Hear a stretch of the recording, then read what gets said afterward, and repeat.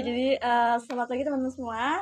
Sekarang kami lagi ada di peternakan Desa Dharma, peternakan lebah Desa Dharma yang ada di Boyolali, dan kali ini kami sedang bersama owner dari peternakan Desa Dharma ini. Ini boleh perkenalkan dulu. Ya, terima kasih adik-adik dari mahasiswa Undip sudah mendengarkan kami. Perkenalkan, nama saya Andito Hutomo Espar. Panggilan saya Dito. Ya, saya dulu alumni mahasiswa pariwisata UNS. Terus saat ini saya mengelola peternakan lebah ini sudah berjalan sejak 2013. Kemudian hingga sampai tahap ini, ya alhamdulillah semua masih lancar. Kemudian kalau boleh tahu, kira-kira tantangannya apa gitu kalau misalnya peternak madu lebah seperti ini? Oh ya, peternak lebah itu tantangannya banyak sih Mbak. Maksudnya dari satu tempatnya musim, kemudian selain musim Mbak tadi lihat sendiri ada hama yang menyerang. Ya. Mau kita mengerawatnya seperti apa, karena segmennya lebah itu adalah di kebun. Jadi pasti ada yang namanya hewan-hewan yang masuk untuk mengganggu. Ada hama, mungkin lebah yang sama pun ada yang mengganggu, seperti lebah Vespa yang besar itu pun kalau masuk ke koloni lebah itu sekali menggigit bisa 10 pasukan, itu dalam kurang dari 1 menit dia bisa membunuh 10 pasukan. Nah, terus ada juga hama-hama lain seperti tokek dan lain-lain. Sama sebenarnya bukan di faktor hamanya, tantangannya malah di musim kemarau gitu. Kita harus tahu cara bagaimana treatment, dan treatmentnya ini bermacam-macam ya, mulai dari misal apakah harus saya kasihkan di tempat yang teduh ataukah harus saya siram, haruskah saya cukupi airnya, tantangannya seperti itu. Jadi lebah itu malah tantangannya di tiap musimnya, jadi tergantung musim.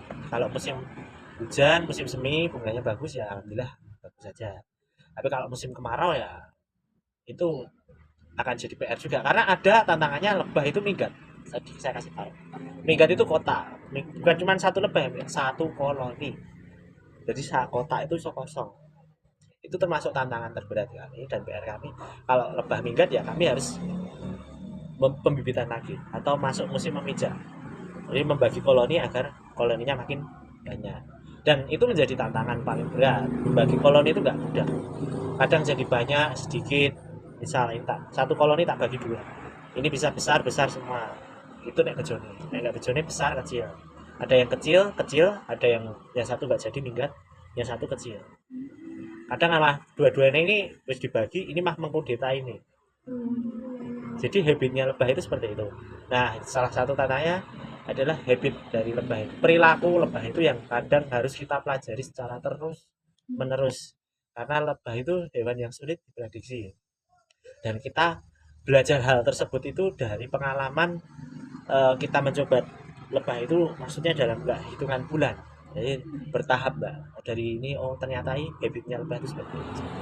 Dari situlah nanti kita tantangannya di situ. Menurut saya paling berat mempelajari habit lebah.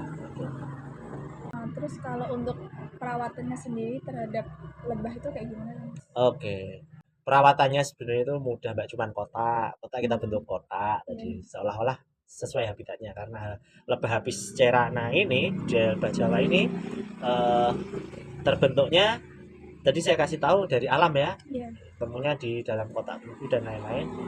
Perawatannya otomatis ada di kotak yang laku harus diganti kotak baru seperti itu. Kebun, kalau perawatan kebun ya misal rumputnya udah tinggi-tinggi harus dipotongi. Perawatan bunga harus kita pastikan sekitar semi, nektar dan lain-lain.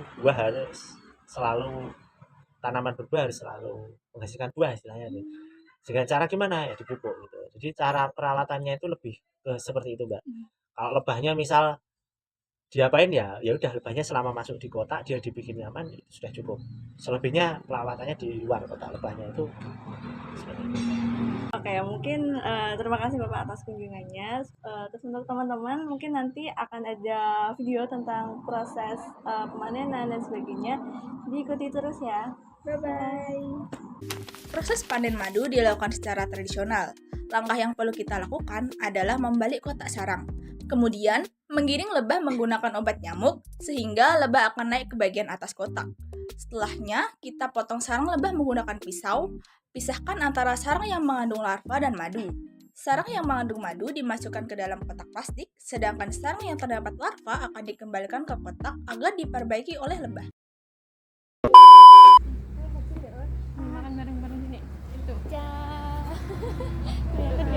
Oh iya,